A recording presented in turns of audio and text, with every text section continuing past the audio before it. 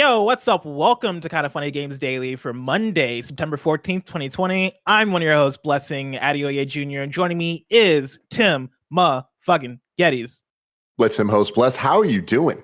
Tim, let me tell you, man, this last weekend, was a great weekend. You were there last night. We did the PAX panel. We tried to figure out who's the most famous games industry personality we can get to our Zoom call.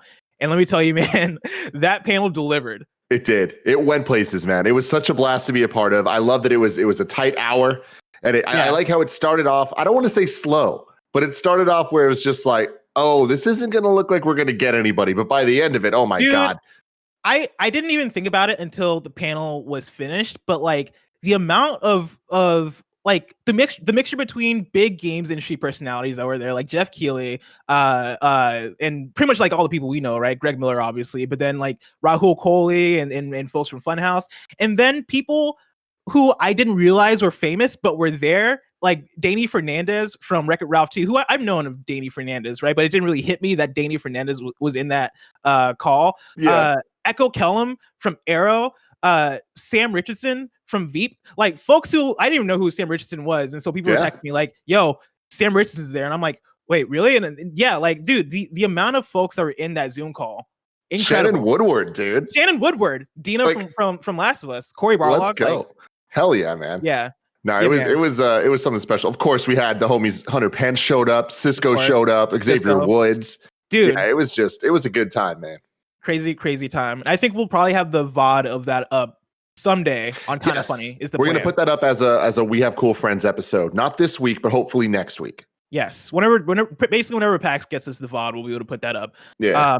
Tim, I'd love to continue talking all about this, but it's a jam-packed news day because today's stories include a PlayStation 5 showcase incoming, Oculus Quest 2 leaking, and more, because this is Kind of Funny Games Daily each and every weekday at 10 a.m. live right here on twitch.tv/kindoffunnygames. We run you through the nerdy news you need to know about. If you're watching live and correct us when we get stuff wrong by going to kindoffunny.com/you're wrong. If you don't want to watch live, you can watch later on youtube.com/kindoffunnygames, roosterteeth.com, or you can listen later on podcast services around the globe by searching for Kind of Funny Games Daily. To be a part of the show, at the patreon.com/kindoffunnygames, where bronze members or above get to write in, and silver members or above get the show ad-free with the exclusive daily post show. Housekeeping, I Love You XOXO is getting kicked to Wednesday because we're reacting live to the PlayStation 5 showcase. Our post show will be a special episode of I Love You XOXO, breaking down our thoughts on everything we just saw. So that's happening on Wednesday. And then Thursday, we got some RTX panels going on. RTX at Home, of course, is happening. We're doing a Kind of Funny panel at noon Pacific time. And then afterwards, at 3 p.m. Pacific time, I'm going to be on a journalism panel with folks from Inside Gaming. And what other? Oh, What's Good Gaming? What's Good Games, and then Easy Allies are going to be there. And so you can catch both of those happening on roosterteeth.com this Thursday. Real quick, I do want to say that the KF panel is going to be the KF podcast for this week. And it's going to be a real special experience. For the first time ever, it is going to be pretty much all of us from Kind of Funny on one call. Now our table at the studio isn't big enough to handle all of that. But that's not now via this, it's going to be fantastic. It's going to be fantastic. So tune in for that. Thank you to our Patreon producers. I might try to get Cool Greg to make... No, Cool Greg's not on it, but he might make an appearance. Tune in for that. That's going to be awesome. Thank you to our Patreon producers, Tom, Bock, Mohammed, and Blackjack. Today we're brought to you by Quip, Upstart, and DoorDash, but I'll tell you about that later. For now, let's begin with what is and forever will be the Roper Report. It's time for some news. We have 7 stories today. Baker's dozen. A jam-packed day, starting with our number one, Tim. What can we expect from Wednesday's PlayStation 5 showcase? That's right, it's happening. We're finally probably going to get the price and release date. Yeah, that's funny you say that. Finally, probably. It's like we're gonna. But can you imagine if we did it? Like, can you imagine if they do this whole thing and they still don't talk about price or release date? It's gonna happen. I imagine that they're gonna announce price, they're gonna announce release date, and they're gonna announce pre-order date. Very similar to what Xbox did last week. But I think the difference is they're also going to come with some bangers. I think that they're going to come with some game announcements that are really going to be something special, something exciting. I don't think it might be necessarily something imminent, but I think on the imminent side, we will learn what the launch lineup looks like. We'll get some confirmation on Miles Morales, which at this point I assume is a launch title. And I think you got to assume it's a launch title. If we never know what happens. Exactly. If Ratchet & Clank is this year, I think we'll get a release date. I still think it's more of an early 2021 title. But where are you at with this, Bless? Dude, so here's the thing, right? We got a lot of questions in patreon.com since Kind of Funny Games about this PlayStation 5 showcase, about what we can expect, about what people think might be there. I even put out a tweet this morning asking people what they expect because to get into some of the details, Adam Bankhurst at IGN wrote this. Sony has announced that a PlayStation 5 showcase will broadcast live on Wednesday, September 16, 2020 at 1 p.m. Pacific time. Announced on the PlayStation blog, this showcase will feature updates on the latest titles from worldwide studios and our world-class development partners. And so you get details right there about what we can expect. Sounds very similar to what we got in June. It's not specifically mentioned, but one could assume that we'll also find out the price and release date of both the PS5 and PS5 Digital Edition, which I'm with you, Tim. We have to get that. If we don't get that, the internet is going to rage on levels that I don't think we're ready for. And I think PlayStation knows that. I don't think they'll do an event without knowing that and announcing that. And then we get, quote, our next digital showcase will weigh in at around 40 minutes and feature updates on the latest titles from worldwide studios and our world-class development partners. 40 minutes is the thing I want to key in there because 40 minutes is a lot of time that you can fill in with quite a few things. And for me, when you tell me that a PlayStation 5 showcase is happening this week, right, for 40 minutes, that sounds like, along with details about like release date and price, right? That's probably gonna be a few minutes worth of information. We're probably gonna get a breakdown on UI. That's very expected. Features of the console. Of course, we know about what the DualSense can do. We know about the SSD and 4K and ray tracing and all that stuff. They've been repeating these things for the last year and a half. I expect we'll get more of a deep dive into what the user experience on the PS5 will be. But then I also expect gameplay breakdowns. We've gotten more gameplay out of Ratchet & Clank than we've gotten out of Spider-Man Miles Morales. And Spider-Man Miles Morales, as far as we understand, is coming out sooner than Ratchet & Clank Rift Apart. And so there's definitely got to be a breakdown on that. And then from there, it's kind of up in the air, right? Like Bugsnax gameplay, probably like Jet the Far Shore, probably the indie games that they announced during that PS5 showcase we got in June. Maybe we'll see some gameplay breakdowns of those. But then it's like, all right, do we get Demon Souls? Like, what's the word on that? Do we get more timing on that?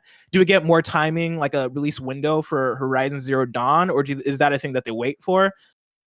A lot can happen. Dude, we're in a whole new world at this point when it comes to marketing of these consoles and of these vast libraries that the different publishers have, because everything that we're traditionally used to of the video game hype cycle is now blown up. Like, it is no longer, okay, there's E3. Then it turned into, okay, there's E3 and Game Awards. Now it has just turned into anything can happen at any time.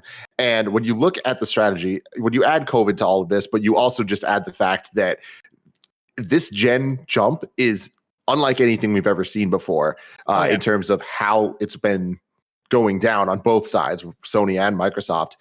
When we look at how much Sony announced at their last show, and you're right, this being another 40 plus minute showcase of this thing, we expect this to be a lot more focused on launch stuff. But I do think that there's going to be a focus on, but here's why you want to choose this and invest in this platform long term as well. So it's going to be about short term and long term and mid term, right?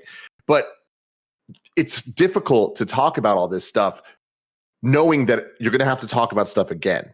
And what I mean by that is, do you talk about Horizon's release date here, or do you wait for that? Because that could be its own event at some other time. That could be a next year announcement, because we know it's coming. We don't really need to know exactly when, because it's not going to be anytime soon, right? I don't think it benefits them to talk about Horizon more right now. Remind people it's happening, sure, but we don't need to know, it's coming fall next year, because in my opinion, that's only news that could have potentially be bad in the future, where it gets delayed or something happens. And that could be its own event in 2021. You can't announce everything right now and then just coast. Yeah, and this is actually a thing I talked about a little bit. I was on Jeff Grubb's podcast, Games Beat Decides, this last Friday, and this was one of the stories that came up. And we started talking about the cadence of Sony announcements and Sony announcements going up to release. And this last generation, they did the thing where they announced games far out in advance, right? And like later on, like we're just getting Ghost of Tsushima. We got The Last of Us Part 2 way later on, right? Like they had these long tails for their announcements, hyping those games up into release. And a thing that I forget if it was Jeff or Imran who said this, because both of them were on the podcast. And one of them mentioned that, like, yeah, that didn't really that wasn't bad for sales. Like those games sold well, and so why not do that again? And to what you're saying, right, about like what's the best way to talk about these games knowing that we're going to talk about them again? There's not, if Horizon Zero or if Horizon Forbidden West, for example, is coming out next fall, it's not really a reason to talk about Horizon Forbidden West, because you can just talk about that in the spring or in the summer, or you can just talk about that when that's coming close. The thing that's going to sell the PlayStation 5, in my opinion, is the promise of what to look forward to for the future. Miles Morales is going to sell people for sure, but also what's going to sell people is Demon's Souls and Ratchet and Clank and Horizon and pretty much the whole catalog as opposed to any one individual game. And so with all that being said, I don't think it'd be totally out the realm of possibility for them to announce God of War 2 here. Me neither. Like do some kind of teaser for it. I think it's 50-50 because why not? We know it's happening. We know that game is going to exist. So what, to you and Jeff's point about the strategy they employed this generation, it's like, yeah, like there are certain games. I always talk about this. It's the unicorn games. Some games need to be announced and released within 3 months. And I think that the majority of games are best suited for that type of launch strategy. When we're talking about these big dog Avengers level events, God of War 2 comes to mind. Mm-hmm. We know it's coming. Like, just I'm down for them to announce it, just confirm it, because that's going to drum up the hype. That's going to drum up the marketing that PlayStation's looking for here. And then we all just know this thing is being worked on, and we can wait for actual blowouts and gameplay debuts and all that stuff at a later time. Just officially knowing the thing that we all know is coming is, to me, exciting news. And that also allows the conversation to shift over to some of these smaller titles, some more exciting, like, hey, it's announced now, coming out within 3 months games that we were looking forward to, instead of every time we go into one of these things being like, are they going to announce God of War 2? Yeah. When I put out the question on Twitter, right, of what do people expect to see at this showcase, quite a few people responded, like Roger Picorni and Emmett Watkins Jr. saying details on how PS Plus could change, right, or like a PS Now revamp into PS Plus, which if they're going to do it, I think now would be the time, unless it's something that they're planning post console launch, which, you know, if they're going to do it, they should do it by console launch, because that would make the most sense, right? Get people hyped up, especially with what Xbox is doing on their side. So I think that makes sense. Quite a few people mentioned Final Fantasy 16, because that's been a thing that's been rumored. It's been rumored. And, you know, if I had to bet, I would say there's a 15% chance of Final Fantasy 16 being at this event. It definitely could happen. I just think that this is one of those rumors that people are talking about, the people talking about it more than they're actually talking about anything substantiated, right? So we'll see. I'd be excited about that. Like, pretty much Square could do a lot of different things, because when we're talking about these unicorn games, Square are the king of them, right? Announcing something way too early and us having to wait for it. And it's been a while since they've announced anything new. Like, this is by far now the longest we've ever went without them announcing a new core Final Fantasy title.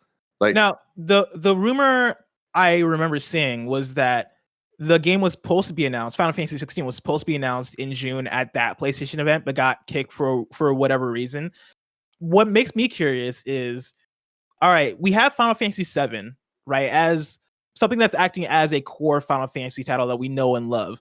Mm-hmm. Could Final Fantasy 16 be something that is akin to Final Fantasy 14, or something that is different from your traditional single player Final Fantasy, where like it is like some sort of like either multiplayer thing, or I know Final Fantasy 15 had their multiplayer modes that they put in that game that I didn't play much of it, so I don't know if that was an experimental thing or them playing around with certain concepts. But, you know, does that sound like something like a case that can happen in terms of Final Fantasy 16 as being a weird title for a Final Fantasy? I find that very unlikely, specifically due to the success and ongoing updates that Final Fantasy 14 has. There's not really a reason to blow that up, because that is still working so well.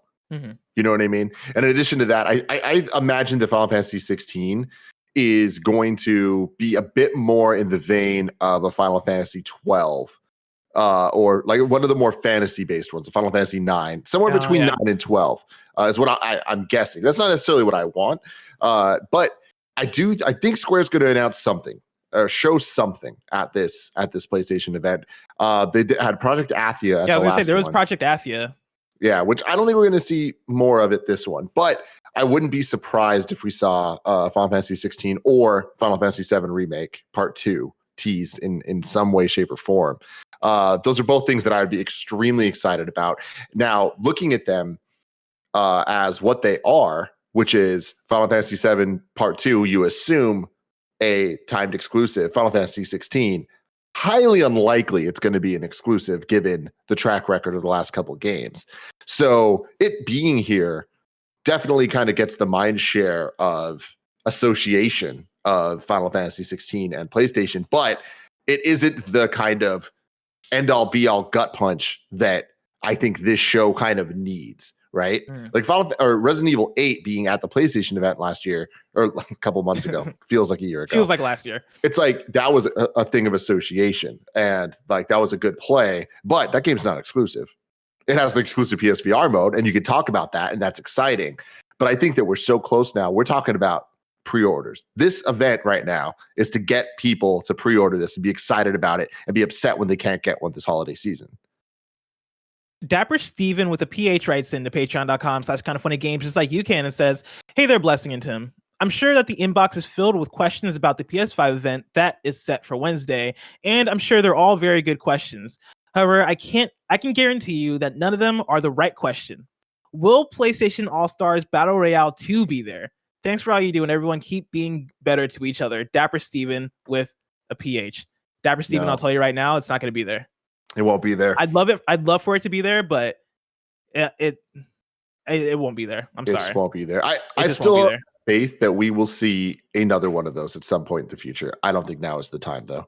Yeah, exactly. Especially if you're in the mode of wanting to hype up the console. Not saying that PlayStation All-Stars Battle Royale won't get people hype, but I feel like that's a different type of hype. That's a hype for like the PlayStation, the PlayStation fans, right? The PlayStation like elite, the people who are really tuned in. I feel like that's something that you hold.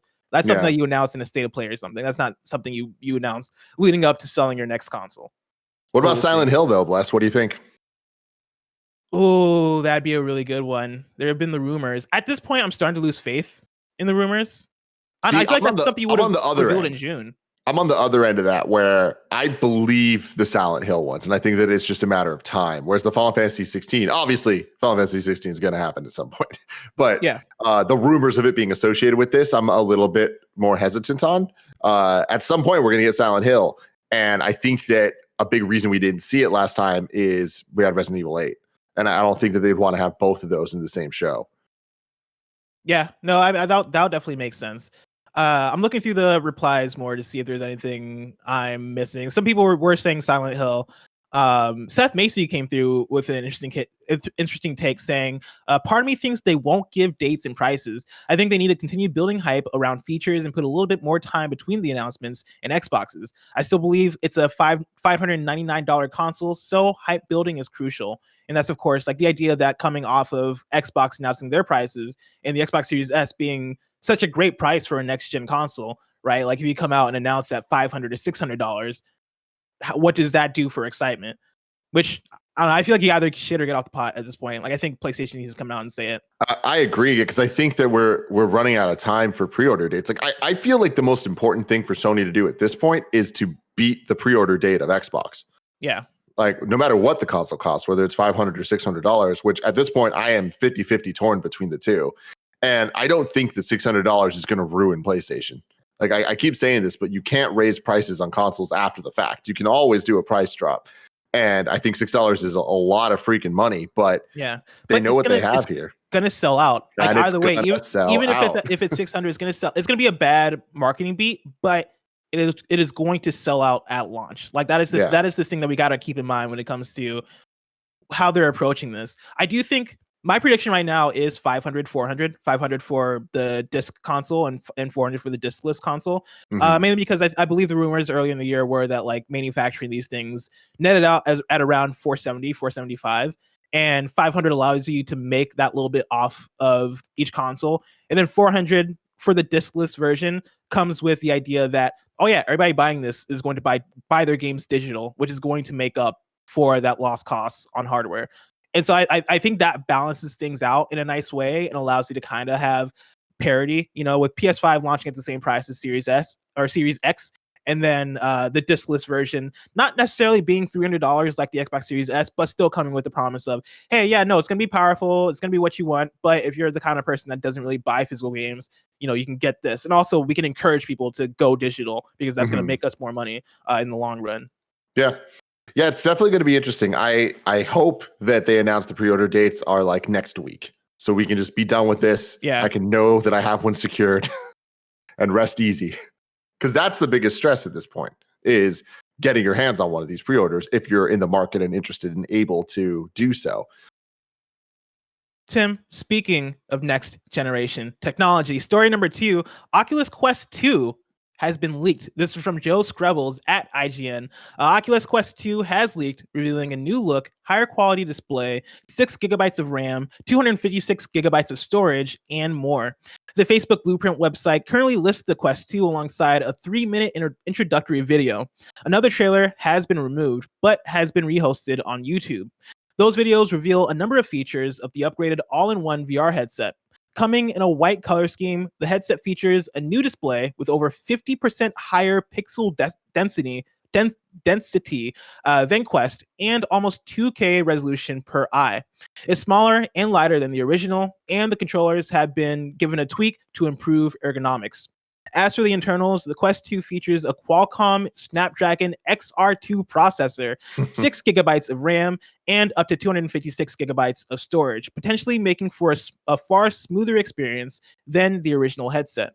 It can still be connected to a PC using Oculus Link in order to play higher powered games. Tim, first of all, did you see the images of this? It looks sleek.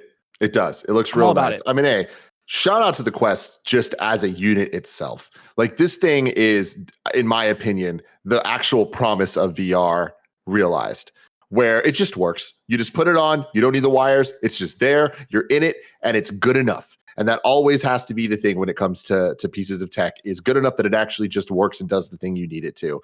And Quest 2 sounds fantastic. All of these stats all sound like great updates to me. 50% higher pixel density, love it. That color scheme, hell yeah, baby.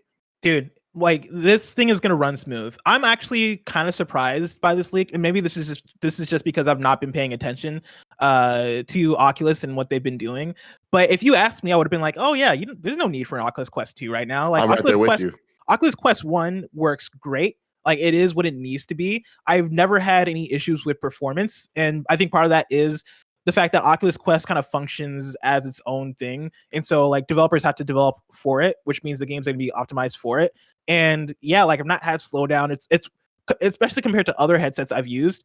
I guess that would mainly be PSVR and like my mobile phone as like a VR headset. Like, that thing works smoothly. And so the idea of it, one, getting 50% higher pixel density, and then also like being an overall smoother experience, that sounds incredible. Like, that sounds like it's going to be a great time. And also them saying it's going to be lighter and smaller, that blows my mind in a way where I'm like, how does technology advance so fast? Like, how is it going to be more powerful and then smaller? Yeah, that's and also like with how it is now, it's like I never was like, oh man, it's too big. Yeah, exactly. Like, it's never been too heavy on my head. Like, it's already a great experience. And so this is exciting. The one thing I'll say is that it sounds like, yeah, it's still going to be its own. It's still going to have its own library. It's still going to be sectioned off from Oculus Rift, Oculus proper, and you're still going to have to use Oculus Link, which isn't like the end of the world, because, I mean, like, that's not necessarily a big deal. But I would have expected that from Oculus Quest 2 for some reason, right? Especially if they're going to make it more powerful. I would have expected for it to play more of those games, but I understand that, yeah, if you're going to make it smaller, you probably can't make it as powerful as something that is tethered to your PC. And so, double-edged sword, I guess. Still speaking of next gen technology, story number No 3, way. the Xbox Series S will play the Xbox One S version of backward compatible titles. This is a story that we kind of got toward the end of Friday's KFGD. I now have a whole article here that I can read from Rebekah Valentine at gamesindustry.biz. The Xbox Series S, like the Xbox Series X, will be able to play games from the previous console generation, but some of them may not look as good on the Xbox Series S as they do on the X. In a statement to GamesView, a Microsoft spokesperson confirmed that Xbox Series S would run the Xbox One S version of backwards compatible titles, leaving out any possible Xbox One X enhancements. Quote, Xbox Series S was designed to be the most affordable next-generation console and play next-generation games at 1440p at 60 FPS. To deliver the highest quality backwards compatible experience consistent with the developer's original intent, the Xbox Series S runs the Xbox One S version of backward compatible games while applying improved texture filtering, higher and more consistent frame rates, faster load times, and auto HDR, end quote. Specifically, this refers to current generation titles that received enhancements for the Xbox One X, but are not going to be receiving any upgrades for the Xbox Series X and S. So, for example, Forza Horizon 4 and Gears 5 have already been announced as receiving next-gen enhancements and will get those on the Xbox Series S as well. However, games such as Assassin's Creed Odyssey, which received Xbox One X enhancements, will not see those enhancements if played on the Xbox Series S unless Ubisoft later announces a next-gen upgrade for the game, though it'll still get some improvements to texture filtering, frame rates, and load times. Tim, did you understand all of that? Totally. Here's the thing. This is not difficult to understand. It all comes down to a simple sentence. Do you care about 4K? That's it. It's 4K texture packs. The Enhance for X program that they've had for the last couple of years is if you play a backwards compatible game on the Xbox One X, it is enhanced, which typically means 4K texture packs and all that stuff. I love it. I am a huge fan of this. I've talked about this forever, that I am so impressed with what they've been able to do for things like Gears and Forza. But on top of that, things like Sonic Generations. It's awesome going back to old games and having them look better and play better than they used to. Like, that's awesome. And that to me is why the Xbox ecosystem and all the enhancements they've made over the last generation are so fantastic, because it all works together so well. It's not just that it has backwards compatibility all the way back to the original Xbox. It's that they enhance those games to make them even better than they used to be. I love that. This is just saying, hey, the Xbox Series X or Series S doesn't have 4K capabilities. So obviously, you're not going to get those. Is that a bummer and kind of weird? Sure. But if you want that, sense, get the Series X.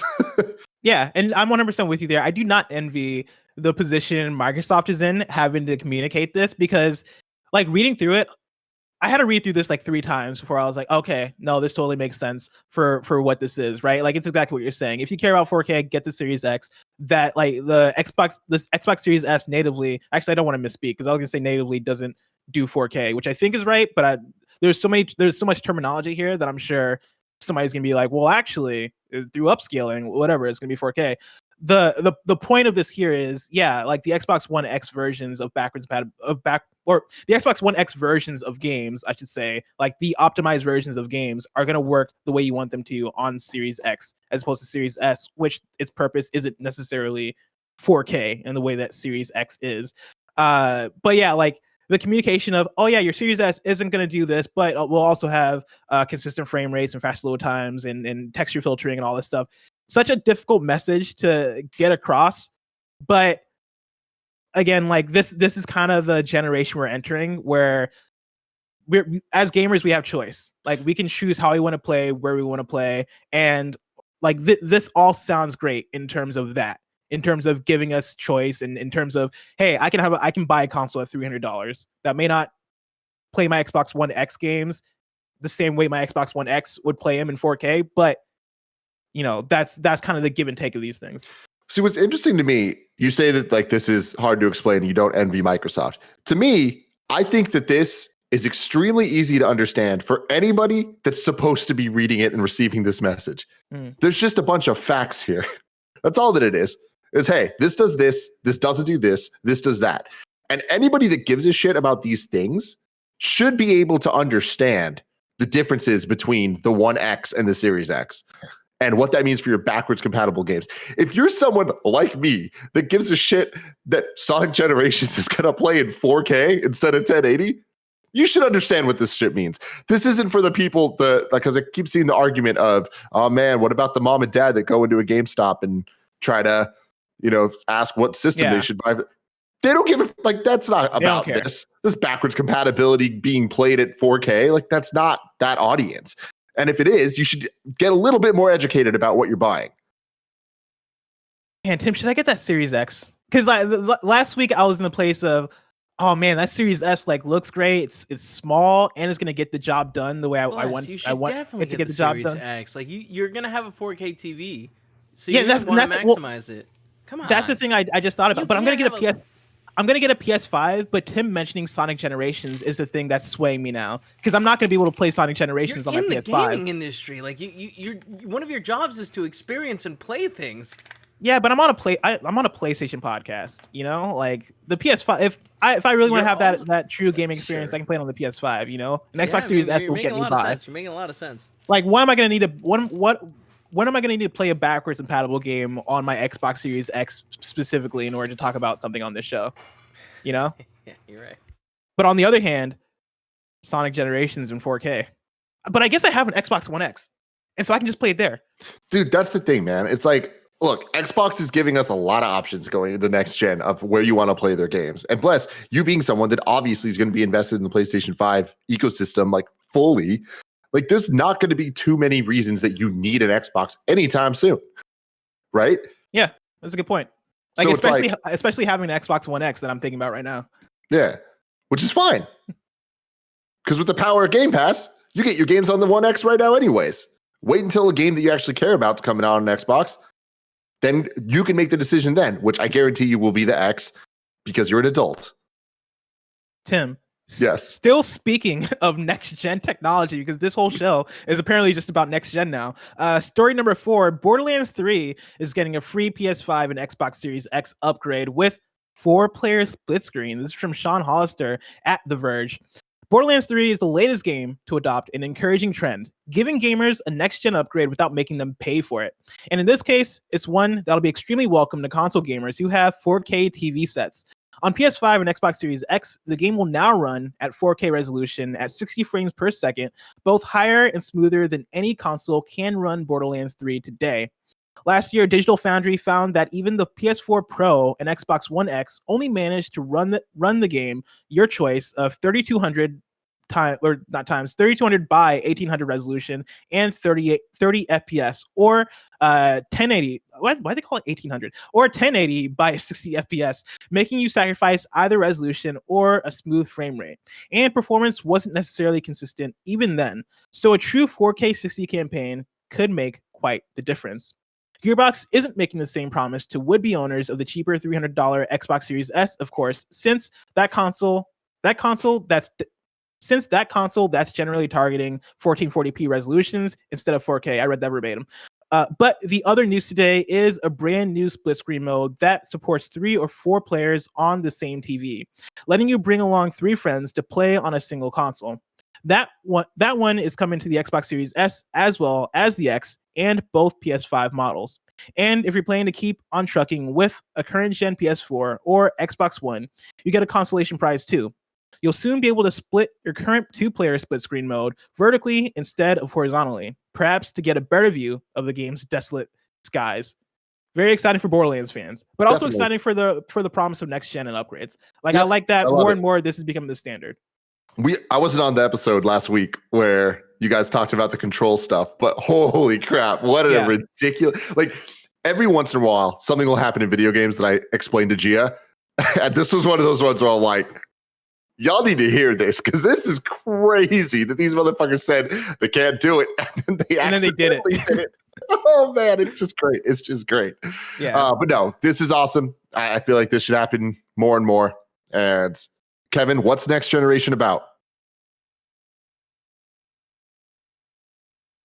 Kevin's thinking real hard. Either that or he's in a different room. I can't tell. Convenience. Thank you. Thank you. There you go. That is there you go. There you go. Really exciting. Story number 5 Nvidia acquires ARM for $40 billion. This is from James Batchelor at gamesindustry.biz. Before you even read this, let's stop for a second. $40 billion. That's like 40 Dr. Dre's right there. That's wild. My God. Like Star Wars was sold for $4 billion. Dude, I don't even know if I knew what ARM was until I read this news story. They were worth $40 billion. Again, this is James Batchelor at gamesindustry.biz. Graphics card giant Nvidia has acquired UK semiconductor firm ARM for $40 billion. ARM designs and creates technology such as processors, including the main CPU used in numerous smartphones. It is said to be a crucial supplier for Apple. The UK company was previously owned by Japan-based group SoftBank, which exits earlier than expected, having acquired the firm for $32 billion just 4 years ago. The deal is still subject to regulatory approvals in Britain, the US, and China, but is expected to close by March 2022. Nvidia CEO Jensen Huang has said the deal marks, quote, the first time in history the industry could see something that is genuinely alternative to Intel's domination, end quote.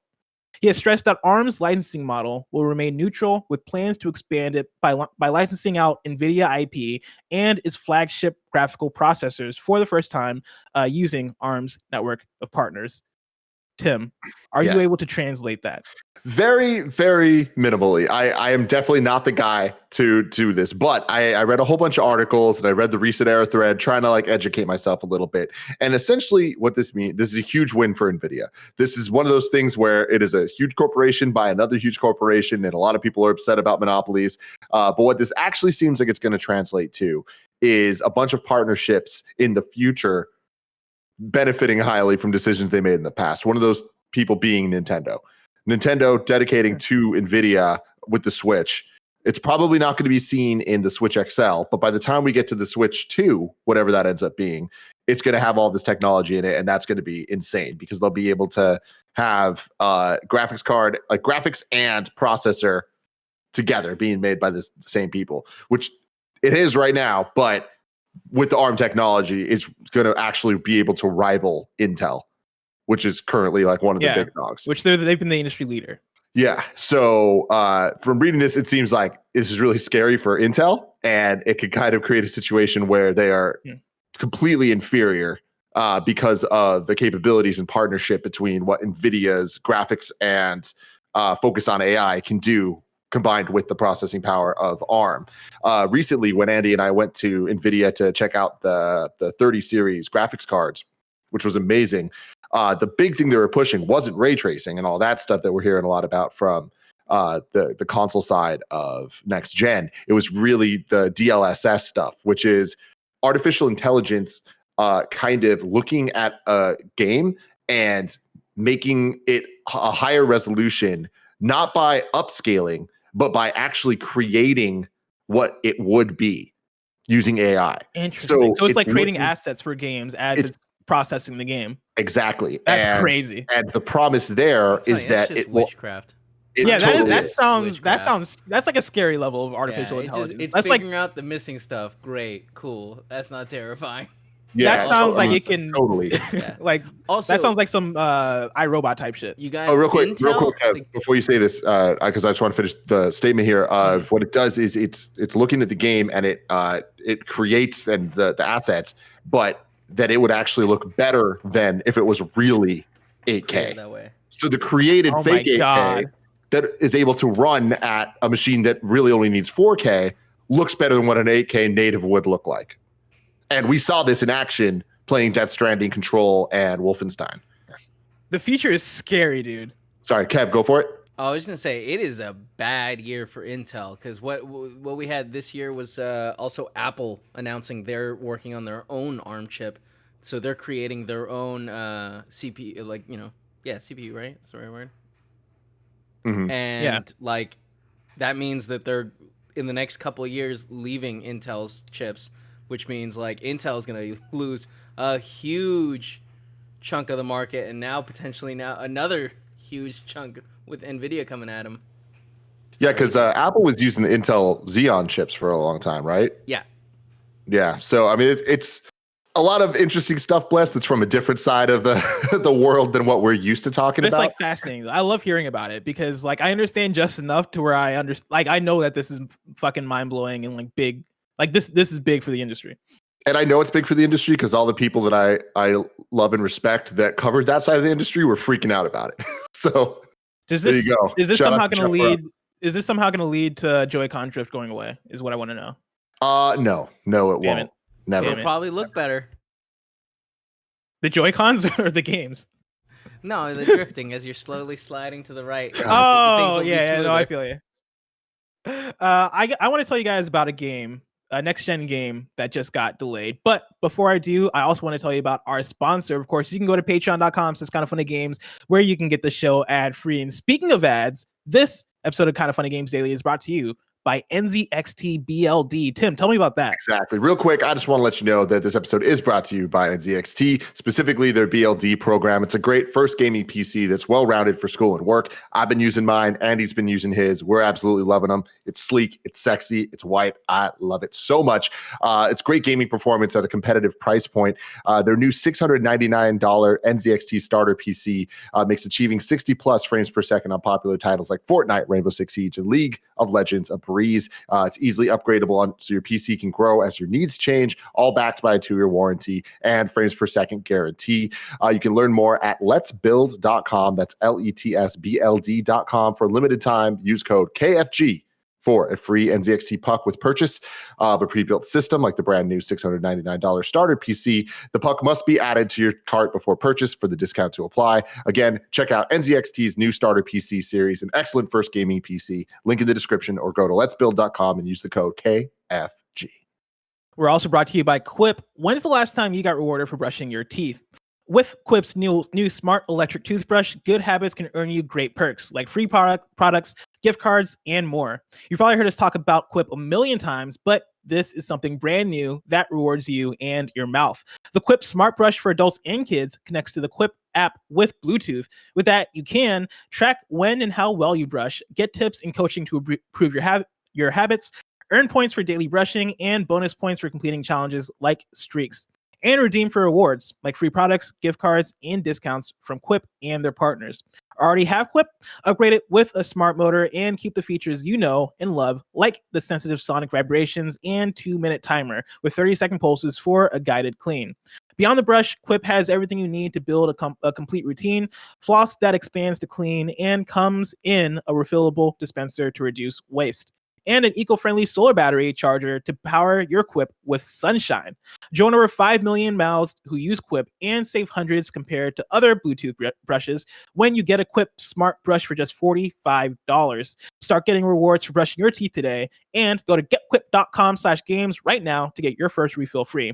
That's your first refill free at getquip.com/games, spelled GETQUIP.com/games. Quip, better oral health made simple and rewarding. We're also brought getquip.com. We're also brought to you by Upstart. During these economically turbulent times, everyone is looking for a way to feel more financially secure. So if you're still needlessly throwing money every month at high interest credit card debt, it's time you checked out Upstart, the revolutionary online lending platform that knows you're more than just a credit score.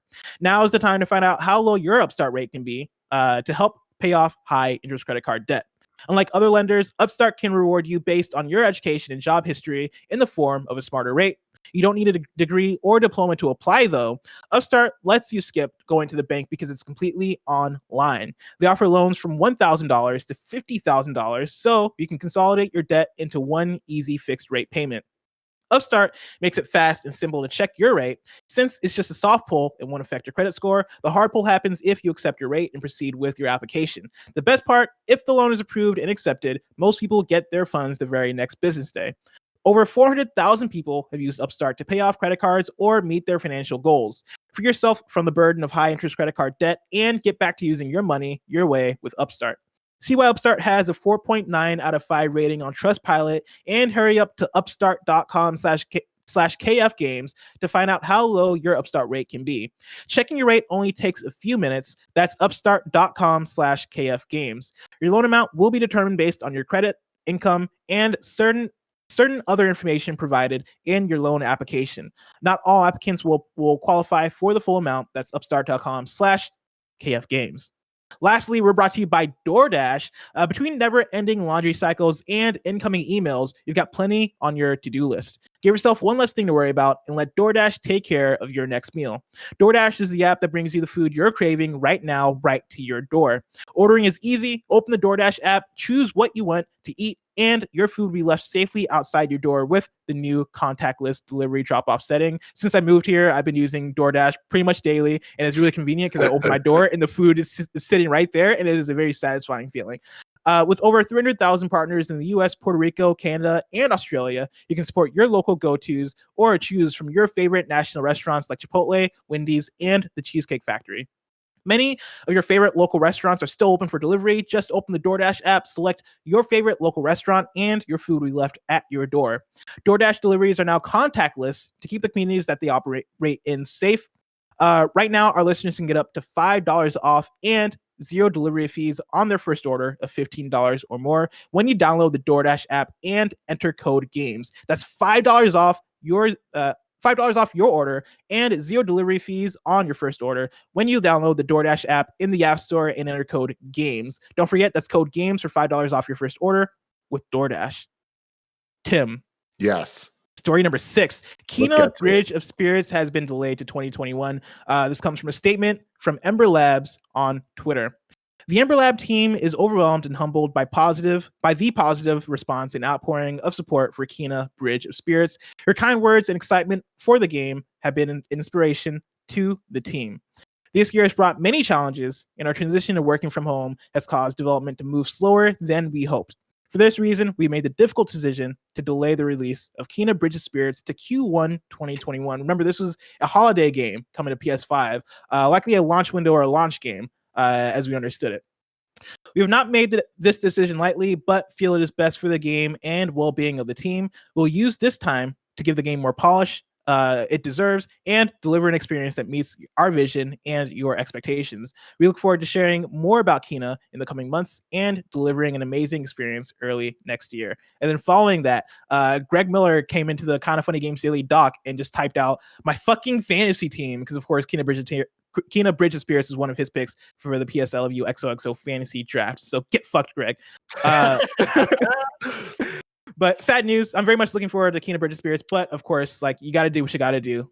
I don't know that it's sad news for this game. I actually think that this might be a good thing for this type of title. Like, and granted, you know, you can find the pros and cons either way, but I do think there would have been the benefit if this was a launch title of, you know, people want to play new stuff on the new console, so they're going to be jumping around and wanting stuff. Like when you look at the Switch, it was like everyone had Breath of the Wild, obviously, but then it was like, okay, but what else can we do? And they just wanted to play with stuff. So things were selling on the eShop like crazy. So you do get that boon. But I think this generation, when we're talking about PlayStation 5 and Xbox Series X and S, are different because of their focus on backwards compatibility in a way that isn't like, oh, just old games are old, but in a way that's like, this is going to be the best way to play Cyberpunk, right?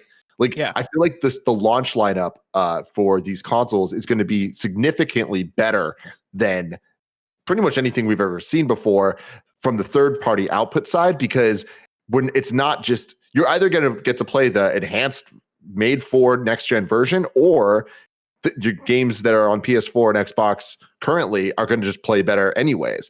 Like last gen, when we were jumping over, there was a lot of titles that were like, oh man, I'm playing these on my PS3, even though I have my PS4, and I wish I was playing them on my PS4, you know? So I think that for this, if it get out of the way of Cyberpunk and all of that stuff early next year, kind of gives it another chance to thrive.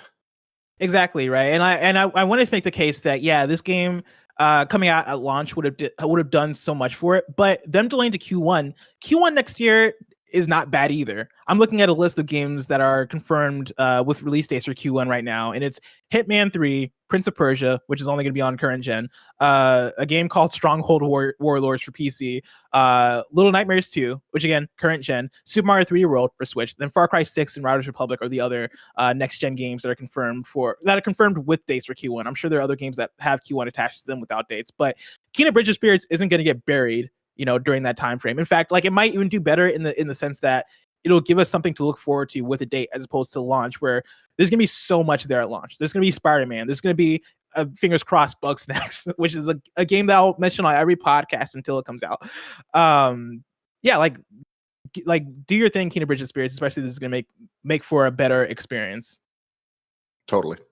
Then our last story number 7, ViacomCBS has reached a deal to sell CNET for $500 million. This is from Todd Stringer at Variety. ViacomCBS is offloading CNET Media Group in a $500 million deal with digital marketing company Red Ventures, which announced the deal on Monday.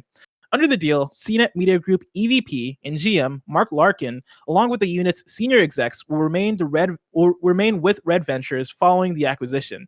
The CNET sale is expected to close in the fourth quarter of 2020. CNET Media Group has 980 employees, and, quote, our plan is to grow CNET in ways unforeseen, a Red Ventures rep told Variety. She declined to address whether the company anticipates any layoffs following the deal close, saying that, quote, right now we're focusing on how to grow, end quote. CBS acquired CNET Networks in 2008 for $1.8 billion. In addition to the flagship CNET consumer tech site, the CNET Media Group also houses brands including GameSpot, the Metacritic reviews aggregation site, TVGuide.com, Chowhound, Roadshow, and B2B tech site ZDNet. And of course, this is big video game news because of GameSpot, Metacritic, even CNET. CNET is there for technology. Tim, what does this mean? It means I'm worried about our friends over at GameSpot, if I'm being honest. There's a definitely a chance that this doesn't mean anything negative, but in my experience, it usually means layoffs to start, and at worst, just completely shuttering of brands. So them talking about we're focusing on how we grow and trying to grow CNET in ways unforeseen. It's like, I don't know, man. I don't know like where the money's at. I obviously am not tied into the financials of what GameSpot has going on, but I think that we are definitely moving towards a world where some of these things aren't necessarily as valuable. Or valuable is not the right word, but revenue driving. Right. But yeah, we'll see. Giant Bomb is included in this, right? It is. Yeah. It would be. I mean, everybody under the CNET umbrella. Yeah. So down on 2nd Street in San Francisco, they have the Viacom CBS building that has essentially all of these in it. And obviously right now no one's there, but I wonder who's going to make it out of this and who's not. I've never heard of Chowhound. Yeah, I never heard of that either. I hadn't heard of ZDNet either. But yeah, like the murkiness around like the hey, is there gonna be layoffs question kind of is the thing that kind of sent chills down. But yeah, like we shall see. Like fingers crossed that things are gonna be good over there. Tim, I'm really curious to see how all this nets out. You see what I did there? How this nets out, but how this nets out down the line. But the results of this are probably so far away. If I want to know what's coming out to mom and grop shops today, where would I look? The official list of upcoming software across each and every platform is listed by the Kind of Funny Games Daily Show host each and every weekday. Yeah. Today we got Sausage Fest for PC, Pixel Art Mashup for PC, The 7 Keys Escape Room for PC, Knife Fight for PC, Biscuits 2 for PC, and then Space Castle for PC. New dates: Halo 3 ODST will officially arrive on PC as part of the Master Chief Collection on September 22nd. Awesome Games Done Quick 2021 is taking place online January 3rd through January 10th. Batbarian Testament of the Primordials is coming to Switch and PC on October 15th, 2020. And then cloud gaming with Xbox Game Pass Ultimate launches tomorrow with more than 150 titles. You can check out xbox.com for the full list of games, and I'll definitely be checking that out because I got an Android, and so I can do it. Of course, now it is time for Reader Mail. You can write it at patreon.com. It's Kind of Funny Games where you can get the show ad-free. Just like Charles Jakobsen did. Charles Jakobsen wrote into patreon.com. It's Kind of Funny Games and says, greetings, blessing, and Tim. Two of the biggest Super Mario 64 fans at Kind of Funny. I have a question for you. Why not go with Super Mario 64 DS for the Switch collection? I have no nostalgia for Mario, so when they announced this collection, I immediately just thought, why not Super Mario 64 DS? It's the better version. Might seem like a harsh statement, but remember, Galaxy has the improvements they give it from porting to the Nvidia Shield. Again, I'm not a Mario guy, but I can't help but think he deserves a better 3D collection than what he's getting. Sincerely yours, Charles Jakobsen. Charles, you're right that it definitely deserves a better 3D collection than what we're getting, specifically in terms of Mario 64. But I don't think that Mario 64 DS would be that answer. Mario 64 DS is not the definitive better version. In fact, I would say there are very few people that would say that it is better than the original. There are things about it that I actually really do enjoy, but the multiple playable characters kind of breaks the game a little bit in some places, and a lot of the added stars that they put into it were more filler than anything. They never felt, with rare exception, they never felt as magical as the original Mario 64, and they felt kind of out of place. And also the game just had a weird look to it because it was enhanced, but on the DS. Yeah. So it kind of changed the art style in some ways to look better on the DS, but I don't necessarily think it looks better overall. Yeah, that's not going to translate well to a screen, like to a bigger screen, I don't think. Yeah. Now, having said that, I do think that a 3D collection of Mario games, it would be awesome if it had Mario 64 DS as an option as well, to be able to play, because that game is going to be lost to time in a lot of ways. And also that would be like a cool like Lost Levels edition, you know, totally. How they had that for regular All-Stars. Yeah, and it'd be cool to have that. But I remember feeling so clever when the 3DS came out and actually had an analog stick, and I was like, and it's backwards compatible. I was like, I'm going to play Mario 64 DS on the 3DS so I can actually use an analog stick. Because Bless, did you ever play Mario 64 DS? Not really. I've played it on an emulator on my PC a little bit and was like, fuck this. Yeah, I mean, I didn't have a DS when it first came out, but Alfredo bought one, and he bought it with Mario 64, and he let me borrow it for a weekend, and I played through it all. And it was harsh. Like, it was a bizarre decision for them to put that game out as a launch title on the DS because Mario 64 is so tied to the analog stick being a revolution. And they're like, no, you're going to play with the D-pad.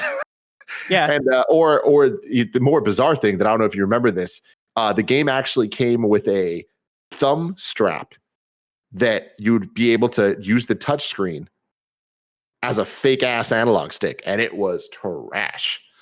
Yeah, so I don't like that. When I had the idea of, oh man, playing on the 3DS, it's going to be the game properly, it still didn't fully work because the game's still kind of in digital, not analog. So it worked better, but it wasn't great. So I feel like they'd have to go in and change more than they'd probably be willing to do for Mario 64 DS to make it worth it for this collection. But yeah. And for me, as somebody who really loves Mario 64, if they included the DS version as opposed to the N64 version, I personally would have been pissed off, because the N64 version is the version I know and love, and I know that's the version that so many other folks know and love. And like, you know, like you said, DS is a different enough game. Like, it's a remake, but it does add the characters, it does add extra stars and stuff. And I know like there are like there's like dual screen stuff in that game, right? In terms of how it functions. Not really. I mean, here's the thing, Bless. It actually would be really interesting for you to play through it, being such a big Mario 64 fan, because it's not that different. It's just every once in a while there is like the order of getting stars and stuff is different, and there's unlocking the characters and stuff is fun. The dual screen stuff is just a map, which is actually kind of fun and helpful. The gameplay stuff, there was Mario mini games that you could access from the menu that played with the two screens, but that's just like bonus Mario Party type shit. Gotcha. But who knows? Maybe Nintendo one day will do the definitive 3D All-Stars collection and remake Mario 64 and put DS and all that stuff. But one can only dream. Now it's time to squad up. Brian Smith writes in with a squad up on PS4 and says, I need a hero. I am one trophy away from the platinum in Borderlands 3. That pesky shooting gallery is the only thing standing between me and that sweet, sweet plat. I seek thee out, best friends. Aid me in my quest for platinum glory. I'm on the West Coast and available generally after 6 p.m. Thanks. You can add Brian Smith on PS4 with the username BSchmittah. That's spelled B as in boy, SCHI, or no, B as in boy, SCHMITTAH. BSchmittah. spelt how it sounds, kind of. Now it's time for kindafunny.com/you're wrong. Rewrite and let us know what we got wrong as we got it wrong. Blackjack wrote in and said, Blessing said Horizon Zero Dawn when he meant Horizon Forbidden West. Yeah, I think I caught when I said that, but I didn't correct myself. Yeah, Horizon Forbidden West, of course, is the name of the sequel to Horizon Zero Dawn. Mm-hmm.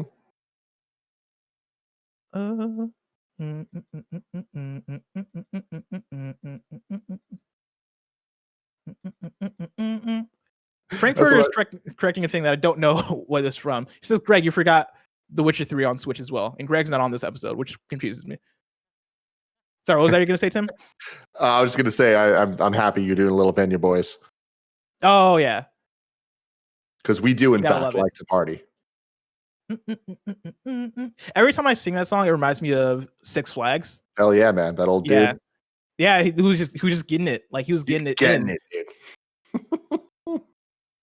And that pretty much seems to be it for kindafunny.com/you're wrong, because everything else looks like editorialization in here. So Tim, me and you rocked it.